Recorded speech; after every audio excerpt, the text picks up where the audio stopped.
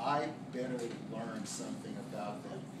And that continued on for a few years, and then the internet started, right? AOL, CompuServe, financial data, email, so I was swept up like probably many of you were, late 80s, early 90s.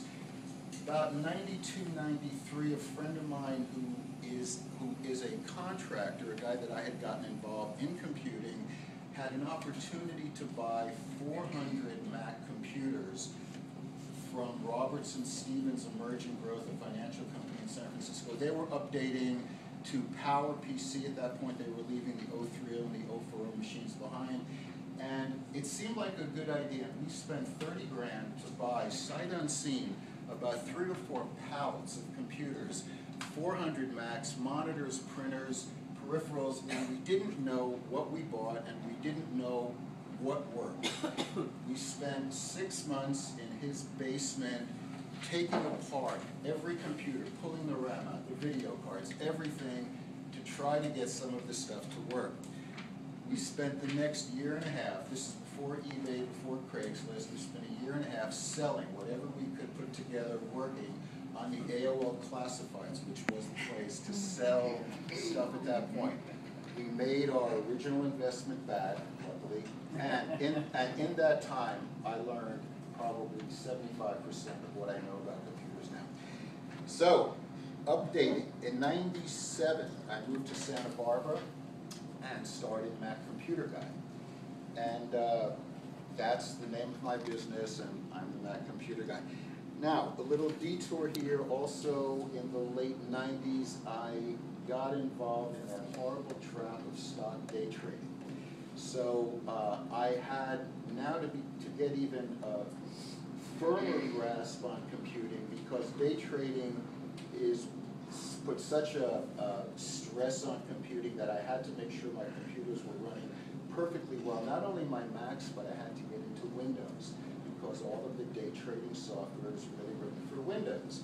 So now I'm the Mac Computer Guy, but I am also a Windows guy. What have let's update it now to the service I really provide as a computer consultant.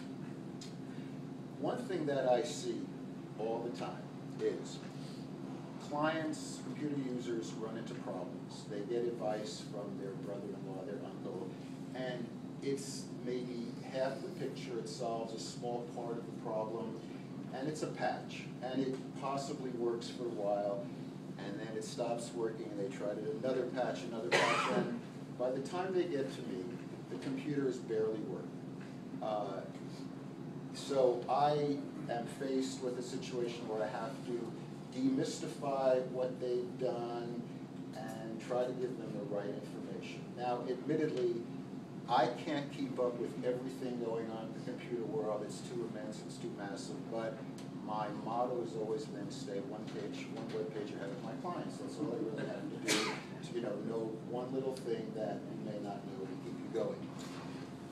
One thing that I do a lot is I refurbish Macs. So I buy used Macs that are maybe not working perfectly, and I rebuild them. In some cases, I will replace the logic board, the hard drive, the RAM, and I resell them, and everything I resell I make sure is running perfectly, or as good as it can be, let's put it that way. Any refurbished item I sell is 30-day warranty, and to the best of my ability, I'm not trying to sell any junk, but when you buy a used machine, there is some liabilities, but usually it's for a third to a half the price of whatever you would buy at the time. Another jump here. I want to avoid as much as possible the Mac versus Windows debate. Very simple. Your decision whether you use a Mac or a Windows machine should be based on the software that you use. If it's written for Windows, use a Windows machine. If it's for a Mac, use a Mac. Yes, Macs are more expensive. Why are Macs more expensive? They look better, they're designed better. They are still, in my opinion, easier to use. But that whole notion of, oh, Macs are intuitive, everything's obvious, it's not true anymore. The two platforms are way more similar than different. However, to this day, Macs still don't really suffer from viruses or malware. So if you're going to use a Windows machine, please make sure you understand the liabilities of viruses and malware and that you're well protected. I'm assuming as Macs get more popular, as they leave their 5% and they move into 25% of usage, the hackers are going to start writing nasties for Macs, so be on the lookout for that. The one major selling point I would say about Macs is Apple has figured out the Apple ecosystem, the whole integration from the iPhone to the iPad to the desktop to the laptop to the cloud to the Apple stores.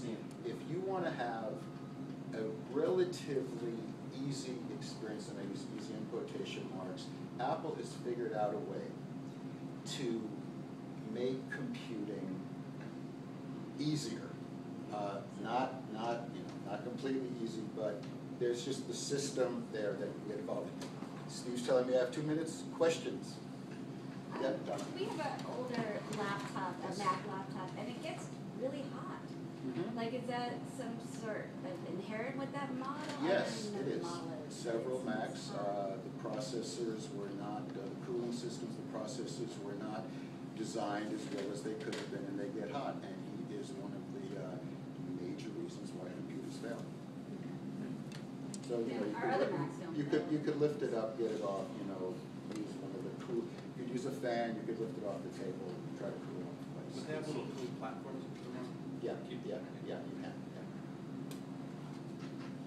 Russell, Is that a fixable thing? No. In an older laptop? No, it's the quality of the chip, it's the usage, etc. So it becomes a paperweight? No, it'll just work till it dies. Yeah. Do laptops not last as long? Generally, no, because all the components are squeezed into a small space. There are heat issues. They tend not to be as rugged as durable as desktops. So you don't see desktops going away? No, I do, sure.